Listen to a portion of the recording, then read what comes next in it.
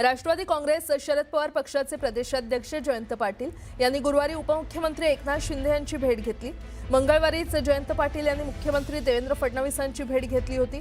त्यांच्या पाठोपाठ आता जयंत पाटील एकनाथ शिंदेंच्या भेटीला गेल्यानं पुन्हा एकदा राजकीय वर्तुळात घडामोडींना वेग आलेला आहे।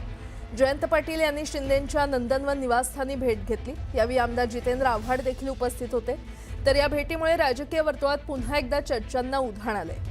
जवळपास तासभर दोन्ही नेते नंदनवनवर होते आणि दरम्यान ही नगरविकास खात्यातील आणि काही वैयक्तिक कामासंदर्भात एकनाथ शिंदे यांची भेट घेतल्याची माहिती वरिष्ठ सूत्रांनी दिली आहे। तसंच ईश्वरपूरमधील नगराध्यक्षांच्या अपात्रतेसंदर्भात देखील चर्चा झाल्याची माहिती सूत्रांकडून मिळते।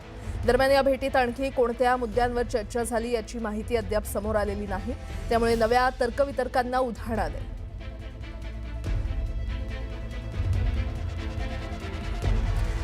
तर मोठी बातमी आपण पाहतोय। राष्ट्रवादी काँग्रेस शरद पवार पक्षाचे प्रदेशाध्यक्ष जयंत पाटील यांनी गुरुवारी उपमुख्यमंत्री एकनाथ शिंदे यांची भेट घेतलेली आहे। मंगळवारीच जयंत पाटील यांनी मुख्यमंत्री देवेंद्र फडणवीसांची भेट घेतली होती। त्यांच्या पाठोपाठ आता जयंत पाटील यांनी एकनाथ शिंदे यांची भेट घेतलेली आहे आणि त्यामुळे राजकीय वर्तुळात चर्चांना उधाण आलेलं आहे। जयंत पाटील यांनी शिंदेंच्या नंदनवन या निवासस्थानी भेट घेतली। यावेळी आमदार जितेंद्र आव्हाड हे देखील उपस्थित होते। या भेटीमुळे राजकीय वर्तुळात पुन्हा एकदा चर्चांना उधाण आलेले आहे। जवळपास तासभर दोन्ही नेते नंदनवनवर होते। दरम्यान ही नगरविकास खात्यातील आणि काही वैयक्तिक कामासंदर्भात एकनाथ शिंदे यांची भेट घेतल्याची माहिती वरिष्ठ सूत्रांनी दिलेली आहे। तसंच ईश्वरपूरमधील नगराध्यक्षांच्या अपात्रतेसंदर्भात देखील चर्चा झाल्याची माहिती सूत्रांकडून मिळते।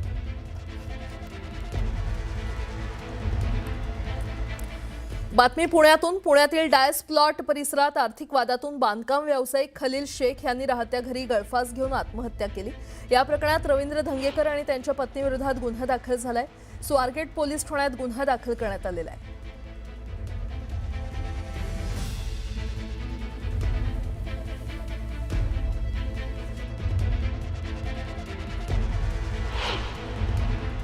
उत्कर्षा कंपनी याचे पार्टनर दंगेकरची मिसेस, बाळासाहेब शेडगेची मिसेस, सुनील आहेरचा मुलगा, हमीद शेखचा मुलगा आणि रघु गौडा हे स्वतः पार्टनर आहेत। पर माझं यांचे एक बिल घेतलेलं आहे। त्याचे बिलाचं पेमेंट आहे 20 लाख रुपये, तो दिले नाही आणि 2 बिलं यांनी घेतलेले नाहीत। असे त्या 2 बिलाचं पेमेंट आहे 15-15 30 लाख रुपये, असे यांच्याकडून टोटल येणं आहे 50 लाख रुपये। मी 3 वर्षानं ह्या 50 लाखाचं 4% व्याज भरत आहे। माझं नाव युसुफ खलील शेख, जे आज फाशी घेतली ते माझे वडील होते खलील रजुल लाल शेख। यांनी फाशी ह्या कारणाने घेतली की लोक पेमेंट देत नाही आहेत। बाळासाहेब शेडगे झालं, अमित भाई झालं, विशाल केदार झालं, त्यांच्यासोबत यांनी काम केलं आहे 2010-11 साली। तर यांना पैसे मागतात तर हे लोक धमकी देत आहेत, पैसे देत नाही, तुला काम करू देणार नाही। बाळासाहेब शेडगे तर एवढं सांगितलं की तुम्हाला मटेरियल उचलू देणार नाही। साधारण रक्कम एक 15 CR आहे आणि त्या चिठ्ठीमध्ये सगळ्यांची नावं लिहिली आहेत, कुणाकडनं किती येणं आहे। त्यांनी एक चिठ्ठी लिहून गेलेत, ती चिठ्ठी पोलिसांच्या ताब्यात आहे। तक्रार द्यायसाठी आम्ही हे करतोय पण ते FIR घेत नाहीये। अजून कोणत्या राजकीय व्यक्तीचा समावेश आहे? बाळासाहेब शेडगे, दंगेकर हे दोघं राजकीय आहेत आणि दंगेकर कोण? दंगेकर, रवींद्र दंगेकर।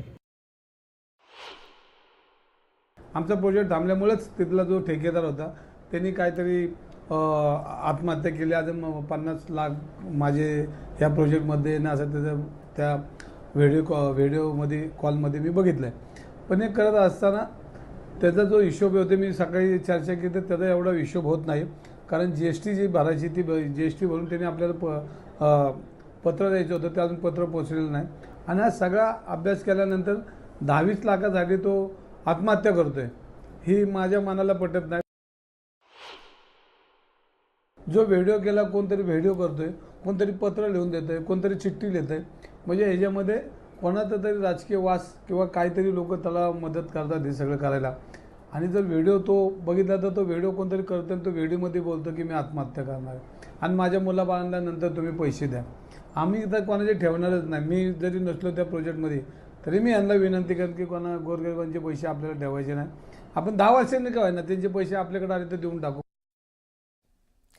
माजी खासदार विनायक राऊत यांच्या सुनेनं म्हणजेच गिरिजा राऊत यांनी अनिष्ट अघोरी प्रथा आणि जादूटोणा केल्याची फिर्याद दिल्यानंतर आरोपी असलेल्या फिरोज बाबा याला अटक केल्यानंतर आता तपासाला वेग आलेला आहे. भोंदूबाबा फिरोजचा साथीदार रामा वडारला सिंधुदुर्गमधून अटक केल्यानंतर आता गुन्ह्याच्या तपासासाठी शिवसेनेचे सिंधुदुर्ग जिल्हाप्रमुख संजू परब यांना हजर राहण्याची नोटीस पोलिसांनी बजावलेली आहे.